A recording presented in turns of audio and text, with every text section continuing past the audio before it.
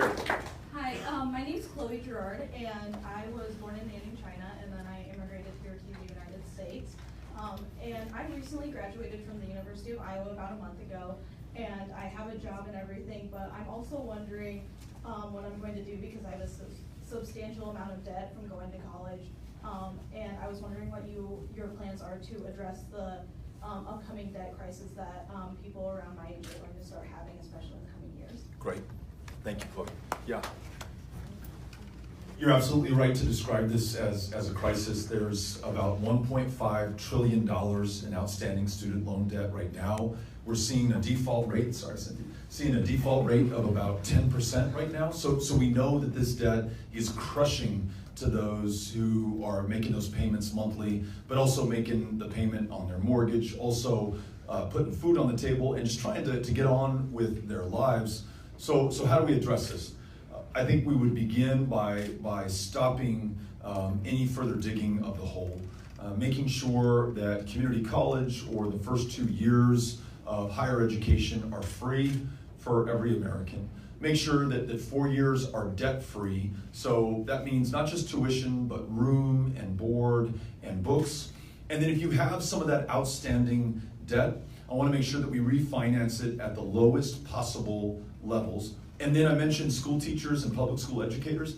If you're willing to dedicate some part of your life to public service in one of those classrooms, or you're willing to fill one of the unfilled positions at the VA, there's 45,000 clinical positions at the VA that are unfilled today, which explains why some veterans wait not minutes or hours, but weeks and months to be able to see a provider, to be cared for the conditions they incurred in service to this country.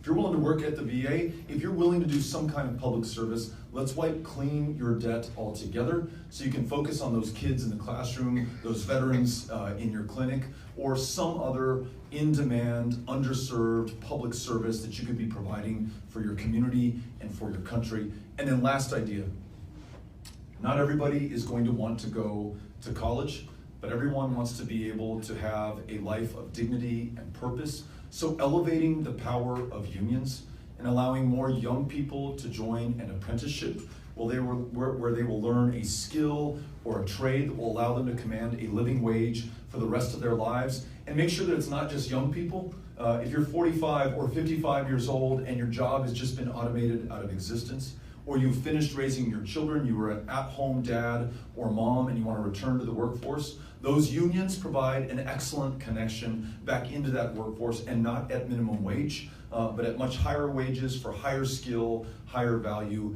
jobs. So that's my plan, to make sure that higher education is affordable and that you're both college and career ready at any point in your life. Thanks for asking the question. Appreciate it.